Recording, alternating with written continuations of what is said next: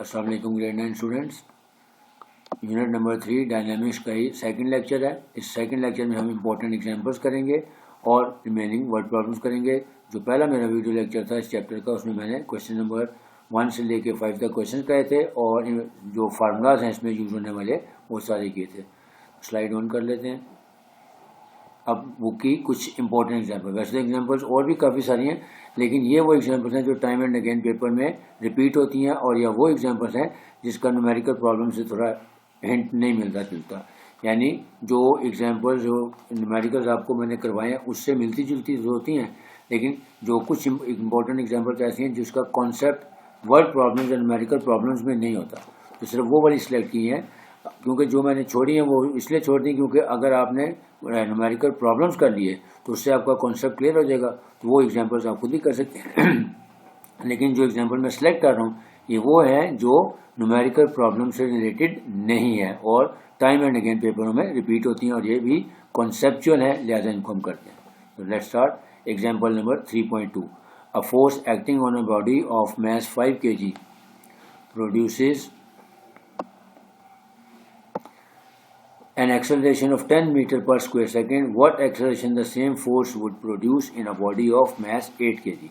यानी दो मैसेज हैं, एक 5 kg का और एक 8 kg का। अगर उन पे सेम फोर्स हम अप्लाई करें और एक पे एक्सेलरेशन हो 10 मीटर पर सेकंड स्क्वायर की, तो फिर सेकंड एक्सेलरेशन की वैल्यू क्या होगी? तो ये मैंने आपको जब फार्मूलाज में बताया होगा, पहले पीछे वीडियो लेक्चर में देखें तो उसमें मैंने फार्मूला लिखा था m1a1 is equal to m2a2, क्योंकि दोनों पे सेम फोर्स अप्लाई हो रही है, लिहाजा हम उस फार्मूले की मदद से इसको करेंगे। कैसे? तो गिवन डाटा पहले लिख देते हैं। मैस यानी m1 दिया है 5 kg और m2 दिया हुआ 8 kg। एक्सेलरेशन यानी a1 दिया हुआ 10 मीटर पर स्क्वायर सेकेंड, और क्योंकि अगेन एक्सेलरेशन ही पूछी है तो सेकंड एक्सेलरेशन के आगे हम क्वेश्चन मार्क लगा देते हैं। अब मैंने आपको कहा जब दोनों पे क्योंकि सेम फोर्स लग रही है, force is equal to ma होता है, जैसा f is equal to ma1 और ma2 हो गया, यानी m1a1 और m2a2 वाला फार्मूला लगा देंगे और वैल्यूज पुट करने के बाद हम इसमें कैलकुलेशन कर लेते हैं। So using formula m1a1 is equal to m2a2, तो m1 की वैल्यू हमारे पास 5 और 10 है, a1 की value is equal to m2 जो है हमारा वो 8 है और a2 हमने फाइंड करना है। यहाँ से हम क्रॉस प्रोडक्ट कर सकते हैं या 5 टाइम्स 50, तो 50 डिवाइडेड बाय 8 कर देंगे, तो यहाँ से हमारे पास a2 की वैल्यू आ जाएगी 6.25 metre per square second. Hence, the acceleration produced is 6.25 meter per square second. Next, example number 3.3. A cyclist of mass 40 kg exerts a force of 200 Newton to move his bicycle. यानी एक cyclist है जिसका mass 40 kg है और वो 200 Newton की force लगाता है ताकि बाइसिकल को मूव कर सके with an acceleration of 3 metre per square second. How much is the force of friction between the road and the tyres? अब देखें, अगर आप अगेन लेक्चर 1 में जाकर देखेंगे जहाँ मैंने फार्मूलाज लिखाए थे, वहाँ पे मैंने कहा था अप्लाइड फोर्स और नेट फोर्स और फोर्स ऑफ फ्रिक्शन का फार्मूला, यानी F is equal to FO minus FS, तो वो वाला फार्मूला हम यहाँ पे यूज़ करेंगे। पहले गिवन डाटा देख लेते हैं कि हमारे पास मैस क्या दिया हुआ है 40 kg, एक्सेलरेशन की वैल्यू दी हुई है 3 metre per square second, applied force यानी उसने कितनी फोर्स अप्लाई की है 200 न्यूटन, तो ये हमारी अप्लाइड फोर्स यानी FO हो गई। अब हमने देखना है फोर्स ऑफ फ्रिक्शन हमने फाइंड करना है, लेकिन नेट फोर्स, तो नेट फोर्स क्योंकि F is equal to ma होता है तो हम वहाँ से पहले हम वो निकाल लेंगे। So as we know that net force is equal to ma, तो m है हमारे पास मैस है 40 मल्टीप्लाइड बाई 3 यानी 120 न्यूटन। पहले फोर्स निकाल ली हमने, अब हमारे पास आ गया नेट फोर्स भी आ गई है और अब हम फार्मूला लिखेंगे। फार्मूला हमारे पास है F is equal to FO minus FS, यानी जो नेट फोर्स है वो है difference of applied force and force of friction, तो वो वैल्यूज पुट कर देते हैं। अब नेट फोर्स हमने निकाली है 120 और अप्लाइड फोर्स हमारे पास थी 200 माइनस FS, तो अब FS को लेफ्ट हैंड साइड पे ले, नेगेटिव आके इधर पॉजिटिव हो जाएगा और 120 इधर से पॉजिटिव इधर जाके नेगेटिव हो जाएगा। So FS is equal to 200 minus 120 that is equal to 80 newton. Hence the force of friction, yeah, the required force of friction is 80 Newton in this case. Next, example number 3.6. Again, important example ही करवा रहा हूँ जिसमें concept आपका ज़्यादा clear होता जाएगा। A body of mass 5 kg is moving with a velocity of 10 meter per second find the force required to stop it in 2 seconds. यानी mass of 5 kg है जो वेलोसिटी, यानी हमारे पास वेलोसिटी गिवन है 10 मीटर पर सेकेंड। अब हमने ये find क्या करना है, फोर्स फाइंड करनी है कि उस मूविंग बॉडी को स्टॉप किया जाए इन नेक्स्ट 2 सेकेंड्स। तो गिवन डाटा पहले लिख लेते हैं।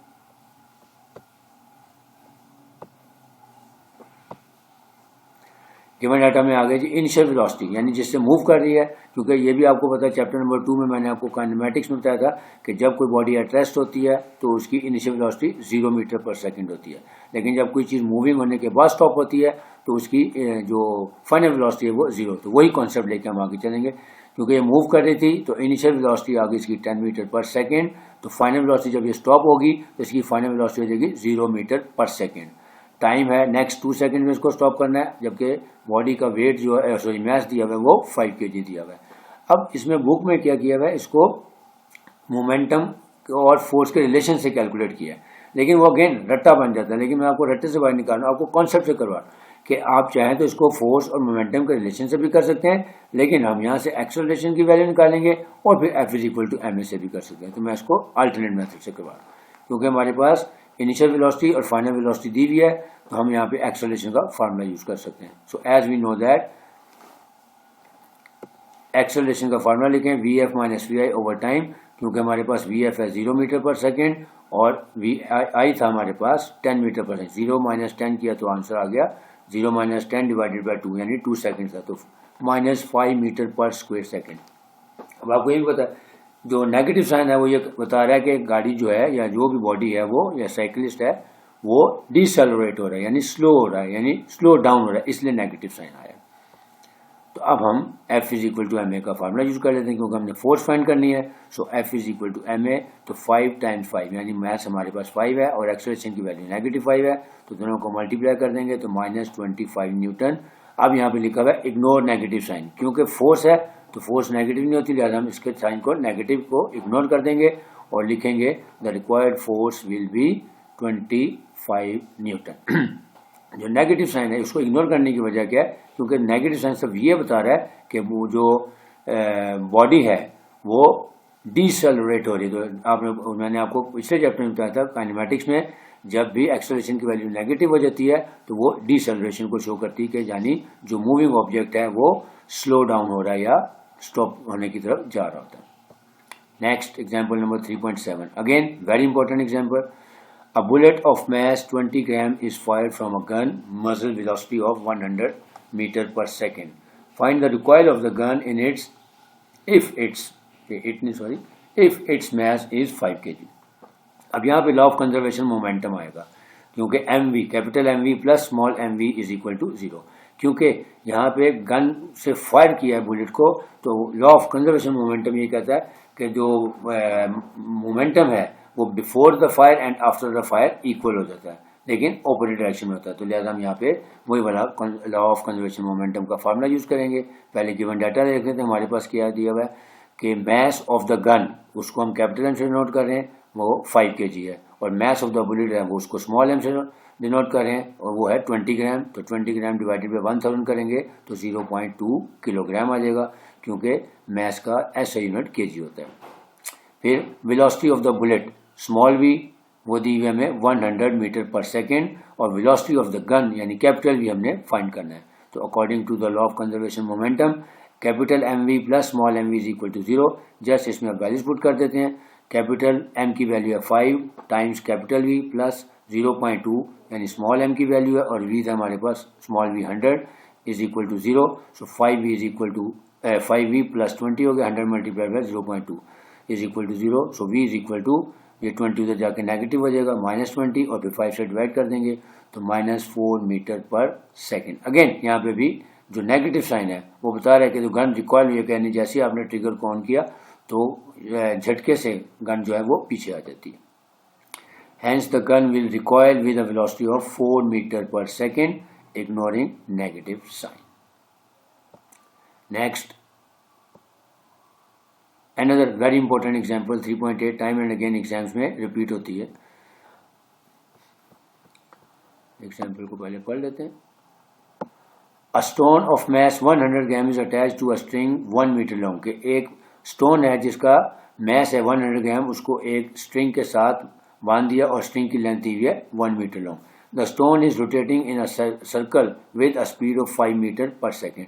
यानी उसको हमने सर्कुलर फॉर्म में जब घुमाना शुरू किया तो उस ओर जिस स्पीड से घूम रहा था वो 5 मीटर पर सेकेंड थी. Find the tension in the string, कि स्ट्रिंग में जो पैदा होने वाली टेंशन है उसकी वैल्यू फाइंड करनी. याद रखना है कि जब भी कोई चीज़ सर्कुलर पाथ में मूव करती है तो इसका मतलब है जो उसकी टेंशन है वो सेंट्रीपेटल फोर्स के इक्वल होती है. तो बस यहाँ पे यही कॉन्सेप्ट है, the tension in the string is equal to the centripetal force. लिहाजा वही वाला फार्मूला हम इसमें यूज करेंगे और फिर हम इसको सॉल्व कर लेंगे. तो पहले गिवन डाटा लिख लेते हैं.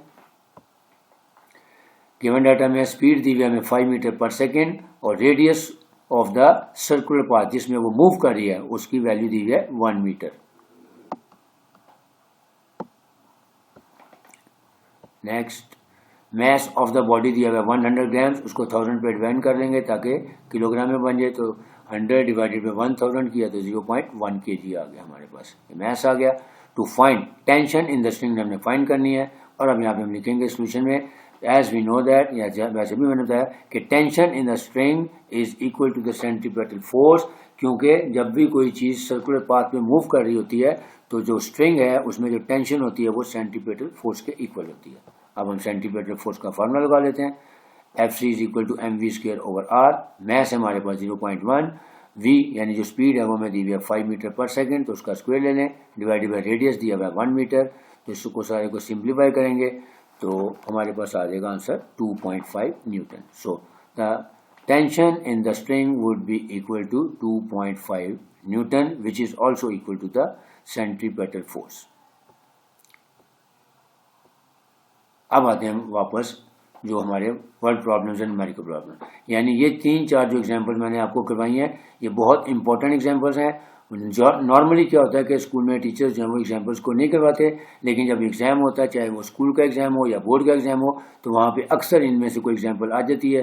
तो जिन बच्चों ने इन एग्जाम्पल्स को नहीं किया होता या उनके नज़र से नहीं गुजरी होती तो वो या तो पेपर में एग्जाम्पल को छोड़ आते हैं या बेचारे परेशान हो जाते हैं. तो इसलिए मैंने कोशिश ये की है और आगे भी करूँगा कि जितने भी फिजिक्स के चैप्टर्स के न्यूमेरिकल्स करवाऊंगा उसकी इंपॉर्टेंट एग्जांपल्स हैं अपने वीडियो लेक्चर में साथ ही आपको करवाऊंगा. सारी नहीं भी करूँगा क्योंकि कुछ वैसे ही आपको देख कर समझ आ जाती हैं, या अगर वो आ भी जाएँ तो आपका कॉन्सेप्ट क्लियर होता है, आपने न्यूमेरिकल प्रॉब्लम्स के होते हैं तो उससे रिलेटेड होते हैं, वो आप इजीली कर सकते हैं. लेकिन ये जो प्रॉब्लम्स मैंने आपको यहाँ पे करवाई हैं वो इसलिए करवाई हैं कि ये these are different examples from the numerical problems. अब आते हैं जी क्वेश्चन नंबर 6. क्वेश्चन नंबर 6 और 7 दोनों फ्रिक्शनलेस पुली के मुताबिक होने हैं. तो जो पहला क्वेश्चन नंबर 6 है, the mass 2 masses 52 kg and 48 kg are attach to the end of an inextensible string, यानी जो कि फ्रिक्शनलेस पुली से पास कर रहा है और दोनों जो है वर्टिकली मूव कर रहे हैं. यानी केस 1 है, आप देखेंगे बुक में 2 केसेस दिए हैं. केस 1 ये है जिसमें वर्टिकली मूवमेंट होती है दोनों मैसेज की, और एक होता है एक हॉरिजॉन्टल टेबल पे होता है और एक वर्टिकल डाउनवर्ड होता है. तो ये आपने सिर्फ पहचानना है क्योंकि ये दोनों मूविंग कर रहे हैं वर्टिकली, तो ये केस 1 है. तो केस 1 में एक्सेलरेशन और टेंशन के फार्मूले मैंने वहाँ पे आपको चैप्टर जो मेरा पहला लेक्चर था उसमें मैंने एक्सप्लेन भी किए हैं, तो वो वहाँ से आपने देख लेने. बहरहाल इसमें भी मैं लिखवाऊंगा. पहले गिवन डाटा देख लेते हैं. सो मैस 1 यानी m1 is equal to 52 kg और m2 हमारे पास 48 kg और g की वैल्यू में पता है वो 10 मीटर पर स्क्वायर सेकेंड ही होती है. अब एक बात याद रखनी है, जो बुक में फ्रिक्शनलेस पुली का डायग्राम वगैरह बनाया ये उसके मुताबिक हमने करना होता है. जो पेपर में सवाल आएगा वो भी उसके मुताबिक ही आता है. उसमें जो फर्स्ट बॉडी है यानी ए वो उसका मैस m1 है और सेकंड का m2 है, लेकिन दोनों मूविंग अपवर्ड हो रहे हैं यानी वर्टिकली मूव कर रहे हैं और एक का बटन ज़्यादा है और एक का कम होता है. तो उसके पॉइंट ऑफ व्यू से इसमें जो पहली क्वांटिटी है वो m1 है और सेकंड क्वांटिटी जो है वो m2 है, क्योंकि दोनों वर्टिकली अपवर्ड जा रहे हैं. तो ये आपने बात याद ध्यान में रखनी है. नेक्स्ट हमें क्या दिया हुआ जी, एक्सेलरेशन दी हुई है, सॉरी एक्सेलरेशन और टेंशन हमने फाइंड करनी है. हमें दोनों बॉडी के मैसेज यानी 52 kg और 48 kg दिया हुआ और जी की वैल्यू में पता है 10 मीटर पर सेकंड होती है. तो एक्सेलरेशन का फार्मूला लिख लेते हैं. Acceleration is equal to the difference of the two masses and the sum of the two masses, यानी इसको याद करने का तरीका बता रहा हूँ कि acceleration is equal to the ratio of difference of the masses divided by sum of the masses multiplied by the value of g. तो डिफरेंस ऑफ मैसेज यानी m1 माइनस m2 हो जाएगा और सम हो जाएगा m1 प्लस m2 यानी 52 minus 48 divided by 52 plus 48 into 10 यानी 4/100 multiplied by 10 is equal to 0.4 metre per square second.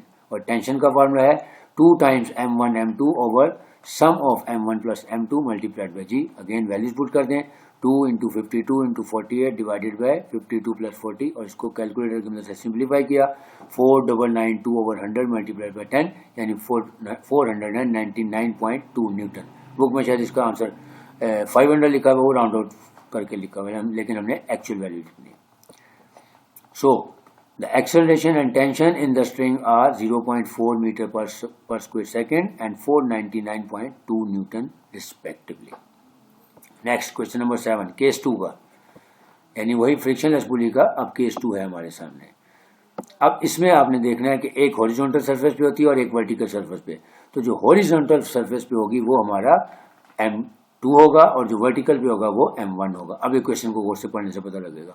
2 masses of 26 kg and 24 kg are attached to the ends of a string which passes over a frictionless pulley. Again 26 kg is lying over a smooth horizontal table. अब देखें horizontal वाला जो है एक है वो आपका m2 है और जो vertical होगा वो आपका m1 होगा। इसमें ये देखें मैश, यानी जो वर्टिकल फॉर्म में पड़ा हुआ है वो m1 है और जो आपका हॉरिजॉन्टल होगा वो आपका m2 होगा। और g की वैल्यू में पता है वो 10 मीटर पर स्क्वायर सेकेंड होती है। तो बस यही इसमें आपने गौर से देखना था कि जो हॉरिजॉन्टल सरफेस वाली वैल्यू होगी, जो मैस होगा वो आपका m2 है और जो वर्टिकल होगा वो आपका m1 होगा। तो इसलिए इसमें देखा जाए तो 26 पहले है, यानी पिछले क्वेश्चन में जो फर्स्ट टर्म थी वो हमारी m1 थी और सेकेंड m2 थी। यहाँ पे उल्टा हो गया, लेकिन आपने उल्टा सीधा नहीं देखना, आपने देखना जिसके साथ वर्ड हॉरिजॉन्टल लिखा है वो m2 है, क्योंकि बुक में m2 हॉरिजॉन्टल सरफेस के मुताबिक बनाया हुआ है और m1 जो हमारा वर्टिकल है। अब आगे इसके फार्मूले लगाने हैं और बाकी सवाल में कोई तरह काम नहीं है। तो अगेन फाइंड क्या करनी है, एक्सेलरेशन और टेंशन दोनों फाइंड करनी है। तो फार्मूला लिख लेते हैं। एक्सेलरेशन का फार्मूला है m1 over m1 plus m2 multiplied by the value of g। अब इसमें क्योंकि जब आप उसका थ्योरी पढ़ते हैं तो उसमें बताया कि उसमें सिर्फ एक यानी m1 ही काम कर रहा था, m2 काम नहीं कर रहा था, लिहाजा ये फार्मूला रिड्यूस हो जाता है। तो m1 over m1 plus m2 into g value put कर देते हैं। अब देखें अगर आपने m1 और m2 को ध्यान से इसमें नहीं कैलकुलेट किया होगा तो आंसर गलत हो जाएगा। इसलिए आपने खास देखना है कि जब भी फ्रिक्शनलेस पुली का क्वेश्चन आएगा तो हॉरिजॉन्टल और वर्टिकल सरफेस में आपने हॉरिजॉन्टल वाले को आपने m2 और वर्टिकल वाले को m1 देना है, जबकि पहले केस में जो था वो m1 और m2 आपने आसानी से कैलकुलेट कर दिया था। तो इसको सिंप्लीफाई करेंगे तो 24 ओवर 50 मल्टीप्लाइड बाई 10 यानी 4.8 मीटर पर स्क्वायर सेकेंड आ जाएगी। इसलिए टेंशन का फार्मूला है, उसमें था 2 टाइम्स, इसमें 2 खत्म हो गया, m1 m2 over m1 plus m2 यानी the product of the two masses divided by the sum of two masses multiplied by the value of g। तो 224 इंटू 26 डिवाइडेड बाय 24 प्लस 20 करेंगे तो आ जाएगा 624 ओवर 50 मल्टीप्लाइड बाय 10 यानी value of जी 10 होती है। इसको simplify करेंगे तो 124.8 न्यूटन आंसर आ जाएगा। Hence the acceleration and tension in the string are 4.8 meter per square second and 124.8 Newton respectively. Next, question number 8. अब क्वेश्चन नंबर 8 क्या है जी? क्वेश्चन नंबर 8 में how much time is required to change 22 Newton momentum by a force of 20 Newton. अब इसका क्या मतलब है, इसमें हमें चेंज इन मोमेंटम दिया हुआ है, इसका मतलब है फार्मूला आ जाएगा फोर्स और मोमेंटम का रिलेशनशिप वाला, यानी जिसमें बताया था कि force F is equal to change in momentum यानी डेल्टा P ओवर टाइम। तो change in momentum delta P हमें यहाँ पे दिया हुआ है। तो जो वैसे भी मैंने कहा अगर हमारे पास दोनों मोमेंटम की फाइनल और इनिशियल मोमेंटम दिया होता तो उसका डिफरेंस भी ले सकते हैं, लेकिन यहाँ पे चेंज बता के दिए हुआ है, लिहाजा हम डेल्टा P वाला फार्मूला यूज करेंगे। तो गिवन डाटा लिख लेते हैं चेंज इन मोमेंटम, क्योंकि चेंज इन मोमेंटम गिवन है यानी डेल्टा P की वैल्यू हमारे पास दी हुई है वो 22 न्यूटन है और फोर्स दी हुई है 20 न्यूटन। और हमने फाइंड क्या करना है, टाइम फाइंड करना है। तो using formula F is equal to delta P over T, यानी अब इसमें वैल्यूज पुट कर देते हैं। फोर्स दी हुई हमें 20 न्यूटन यानी 20 is equal to delta P था 22 डिवाइडेड बाई T। तो यहाँ से क्रॉस प्रोडक्ट करें, सो T इज इक्वल टू यानी हो जाएगा 20T इज इक्वल टू 22, लिहाजा T is equal to 22 over 20 that is equal to 1.1 second. Hence the required time would be 1.1 second. Last numerical है, sorry no. Question number 9, how much force of friction between a wooden block of 5 kg and the horizontal marble floor. यानी हमें अब force find करनी है, कौन सी? Force of friction find करनी है। The coefficient of friction between would and floor is 0.6। कि कोफिशिएंट ऑफ फ्रिक्शन दिया हुआ है और फोर्स ऑफ फ्रिक्शन फाइंड करनी है और मैथ भी दिया हुआ है। तो आप अगेन पिछला लेक्चर देखेंगे, लेक्चर नंबर 1, जहाँ पे मैंने फार्मूलाज को डिस्क्राइब किया था। तो उसमें लिखा था कि फोर्स ऑफ फ्रिक्शन का फार्मूला होता है म्यू एम जी, यानी force of coefficient of friction को मल्टीप्लाई कर देंगे एम और जी की वैल्यू से, तो हमारे पास फोर्स ऑफ फ्रिक्शन आ जाती है। तो गिवन डाटा लिख लेते हैं।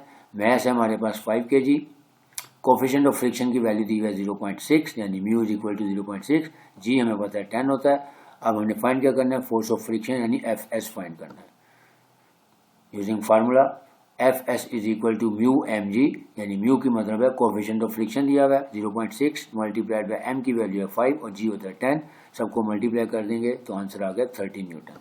Hence the force of friction would be 30 newton. Question number 10 last, again ये दोनों जो क्वेश्चन नंबर 8, 9, 10 है, ये तीनों बहुत इंपॉर्टेंट है। How much centripetal force is needed to make a body of mass 0.5 kg to move in a circle of radius 50 cm with a speed of 3 meter per second। यानी again हमने centripetal force find करनी है और हमारे पास जो given data है उसके मुताबिक जो मास ऑफ द बॉडी है वो 0.5 kg है और जिस सर्कुलर पाथ पे मूव कर रहा है उसका रेडियस दिया हुआ है 50 सेंटीमीटर। तो 50 सेंटीमीटर डिवाइडेड बाय 100 करेंगे ताकि वो मीटर में कन्वर्ट हो जाए। तो 0.5 मीटर इसका रेडियस आ गया और स्पीड जो है जिससे वो मूव कर रहा है v, वो है 3 metre per second. Using formula centripetal force का फार्मूला यूज कर लेते हैं, वो बहुत आसान सवाल है। F C is equal to M V square over R. तो एम की वैल्यू है 0.5 मल्टीप्लाइड बाई वी, यानी 3 का स्क्वायर ले लेंगे डिवाइडेड बाई 0.5। तो 0.05 से कैंसिल हो गया, तो 3 का स्क्वायर लेंगे तो 9 न्यूटन आ गया। Hence the required centripetal force would be 9 newton. उम्मीद आप लोगों को समझ आ गया होगा, क्योंकि मैंने कोशिश ये की थी कि जो मेरे डिजिटल प्रेजेंटेशन के जरिए आपको लेक्चर डिलीवर किया, ताकि पहले ये होता था कि बोर्ड पे जब मैं लेक्चर बनाता था तो अक्सर बच्चे कहते थे कि विजन का इशू है। एक तो विजन का इशू यहाँ पे खत्म हो जाएगा और दूसरा ये है कि तमाम क्वेश्चन मैंने करवाए हैं एक्सरसाइज के, और जितनी इम्पोर्टेंट एग्जाम्पल्स हैं जो कि नॉर्मली क्लास में नहीं कराई जाती वो भी आपको करवाई हैं, क्योंकि पेपरों में अक्सर वो एग्जाम्पल्स आती हैं। तो लिहाजा मैंने पूरी कोशिश की है कि सारी इंपॉर्टेंट एग्जाम्पल्स और सारे न्यूमेरिकल्स करवाए हैं, और इसी तरह इंशाल्लाह जो बाकी रिमेनिंग चैप्टर्स हैं उनके भी सारे इंपॉर्टेंट न्यूमेरिकल प्रॉब्लम्स भी करवाऊंगा और इंपॉर्टेंट एग्जाम्पल्स भी करवाऊंगा। तब तक के लिए इजाज़त चाहूँगा और एक आपसे और रिक्वेस्ट भी करूँगा कि मेरे इस काविश को आप पसंद करें और कमेंट बॉक्स में बताएं कि ये जो मैंने डिजिटल प्रेजेंटेशन के साथ न्यूमेरिकल्स किए हैं ये कितने आपको अच्छे लगे और इसके आपकी अंडरस्टैंडिंग में कितना फ़र्क पड़ा। और इस वीडियो को सब्सक्राइब भी करें और उसके बाद इसको शेयर भी करें ताकि मुझे मोटिवेशन मिले और मैं मज़ीद आप लोगों के लिए अच्छे अच्छे लेक्चर्स के साथ दोबारा हाजिर होता हूँ। तब तक के लिए इजाज़त, अल्लाह हाफ़िज़।